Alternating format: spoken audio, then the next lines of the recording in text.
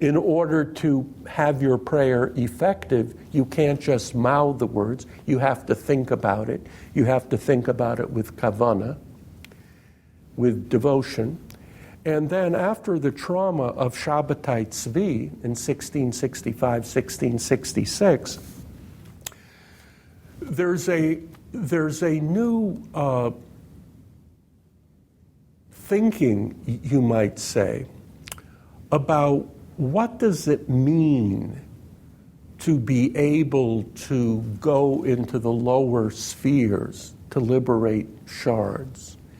Does it lead to the kind of danger and antinomianism that you'll see with certain followers of Shabbatai Tzvi? Or, on the contrary, are certain figures who have real spirit, real spiritual strength, are they able to go down into the depths,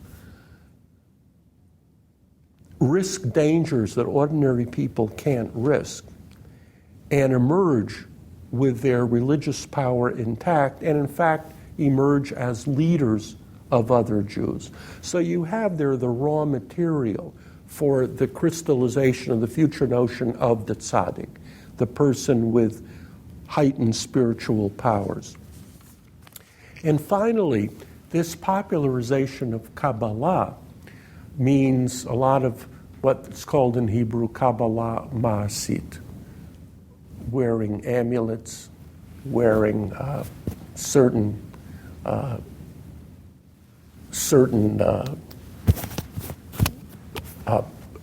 pendants, certain inscriptions, which will protect you from sickness, protect you from demons, and very importantly, finding the right Baal Shem.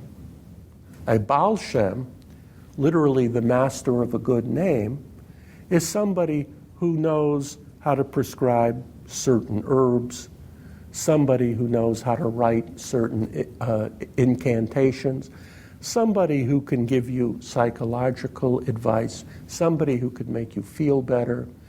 And about in an age before emergency health care or emergency rooms or national health insurance, in large areas of Eastern Europe, a good Baal Shem or a Baal Shem Tov was visited not just by Jews but by Polish nobles, as in fact the Baal Shem Tov Israel ben Eliezer, the good Baal Shem, who was born in Podolia around 1700.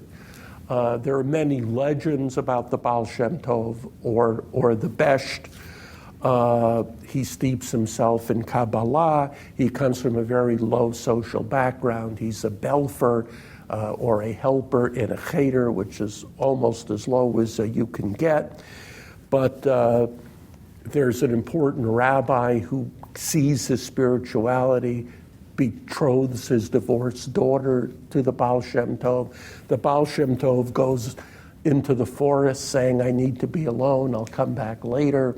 By the time he comes back out of the forest, the old rabbi is dead. The son wants to throw him out, but the Baal Shem Tov looks at him, and the son is very impressed. You get the picture. The Baal Shem Tov did not write anything, but he became this very charismatic symbol of the Hasidic movement, which was then organized by one of his disciples, Dov Ber. Now, there was a real Baal Shem Tov, and Moshe Rossman has gone into the Polish archive and found out quite a lot about this real Baal Shem Tov. He lived in a real town called Mezhbezh. He was very respected. In fact, he was respected by the Kahal. He was consulted by all kinds of people, Jewish and non-Jewish.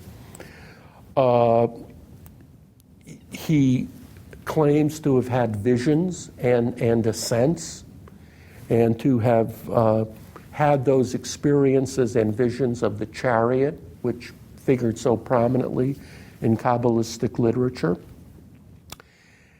And he died in 1760. Now, one of his disciples was Dov Ber of Mezrich.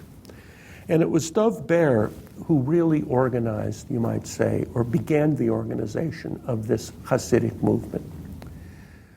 And Dov Ber himself had many adherents, like the first Lubavitcher Rebbe, and so on.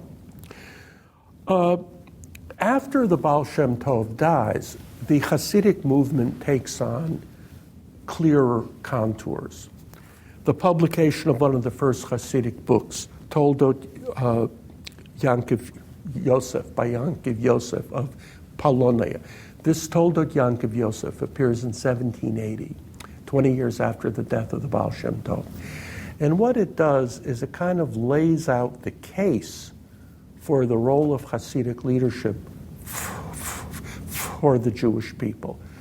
Yes, rabbis by all means, but a rabbi can't do it all. Just as Jethro advised his son-in-law Moses that one leader can't do everything, the Jewish people also needs the kind of charismatic leadership that comes from the Rebbe and not just from an appointed rabbi. The Jewish people is suffering, the Jewish people is depressed, the Jewish people is going through a crisis.